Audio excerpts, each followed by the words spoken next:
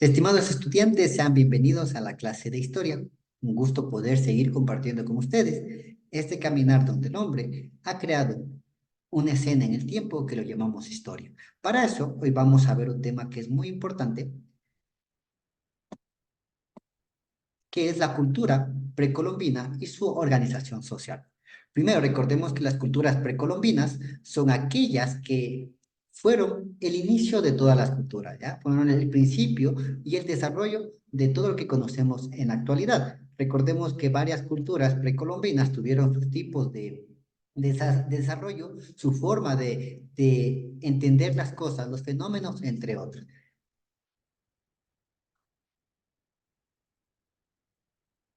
Listo. ¿Qué son las culturas precolombinas? Primero entendemos qué son ellas. Las culturas precolombinas son aquellas civilizaciones,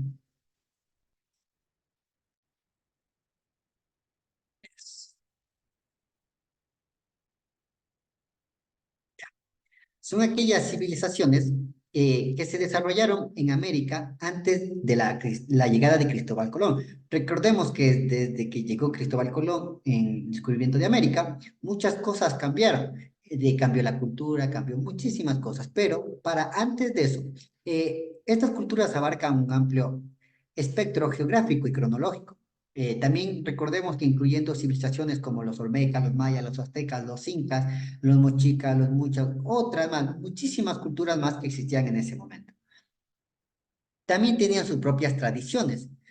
También estaban las lenguas, su sistema de gobierno, su sistema de leyes, también tenían sus riquezas, sus logros políticos, sus logros religiosos, algo muy importante, sus creencias, su gobierno, la riqueza, la diversidad, entre muchos nombres que podríamos darle, que construyó estas culturas precolombinas. Esto le ha dado una esquematización para poder entender de qué se trata. Luego también vienen las culturas precolombinas de América compartían ciertas características distintas, aunque también tenían diferentes significativas, según la región, el periodo histórico. Eh, para eso, hay el desarrollo agrícola. Recordemos que ellos tuvieron un desarrollo muy amplio, ya que se encontraban ubicados en las partes altas. La mayoría de culturas, como las de Carlos Maya, se encontraban en las partes altas, como los incas, en las partes más altas de las montañas, y pues su forma de agricultura fue muy avanzada. Recordemos que vienen las terrazas, que ya veremos más después, también veremos cómo ellos sembraban en pisos ecológicos, entre otros. También el sistema de escritura. Recordemos que cada uno tenía su forma de expresarse. Recordemos que al inicio solo era la información que traspasaban era de forma oral, pero luego poco a poco empezaron a descubrir el uso de los pigmentos, el uso de varios elementos que han permitido crear una forma para representar la escritura. Luego también recordemos que hay la organización política que les ha permitido tener esta forma de vida ordenada para que las personas que vivan en esa cultura, en esa organización, no hagan daño a las demás. La idea de ellos era vivir en armonía. Luego también tenemos que es la religión y la cosmovisión.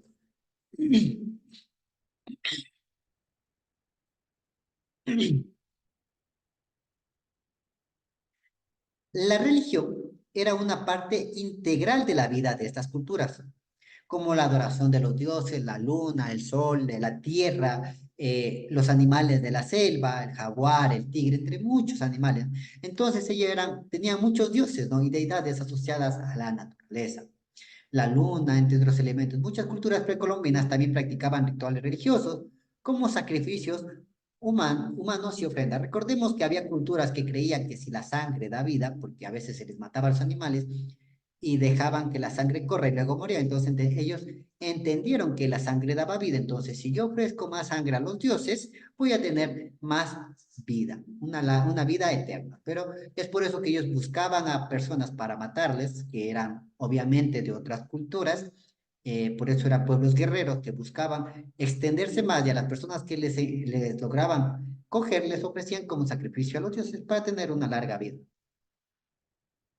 Luego también el arte y la arquitectura. Recordemos que cada cultura tiene su propio lenguaje, su propia forma de ver la realidad, su propia cosmovisión, su propia forma de desarrollo. Y pues cada uno ha dejado un diseño, un detalle específico, plasmado en hojas, en papeles, en paredes, en el metal, en el oro, y pues fueron dejando cómo era su creencia de ellos, su forma de vida, la cotidianidad, lo que ellos hacían todos los días, cómo era su forma de desarrollo. Luego también viene el desarrollo científico y técnico. Recordemos que cada uno empezaba a desarrollarse, ¿no? Por eso empezaron a desarrollar la escritura, la forma de conteo como el quipus, también encontramos el sistema solar como en los mayas, el calendario lunar. Entonces ellos poco a poco han ido desarrollando, ¿cómo se llama? Estos análisis, estas investigaciones, como qué fecha tenemos que sembrar, en qué luna tiene que sembrarse una planta para que nazca bien. Entonces han sido desarrollos científicos que ellos poco a poco han ido evolucionando, ¿no? Recordemos que los mayas tenían el calendario, que en el 2012 decíamos que se iba a acabar el mundo, pues entonces poco a poco encontramos también que al ser culturas que recién empezaban a correr en el sentido de evolución, de desarrollo, pues tenían grandes falencias, ¿no?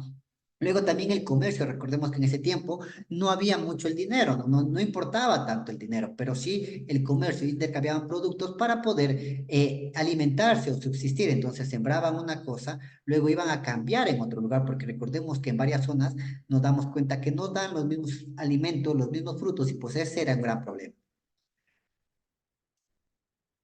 Luego también tenemos que son un legado perdurero. ¿Qué es esto un legado? Las culturas precolombinas como Mesoamérica, Sudamérica, son muy importantes, ¿no? Recordemos que los mayas florecieron en regiones Mesoamérica, que abarcan parte de lo que hoy son México, Guatemala, Belice, Honduras y El Salvador. Eran conocidos por sus impresionantes logros de arquitectura, astronomía, matemáticas, entre otros. Luego también vienen los aztecas, también conocidos como mexicas, ¿no? Porque era también una parte de México, y los incas que fueron en Latinoamérica, como está el Perú, Ecuador, Colombia, Argentina, entre otros.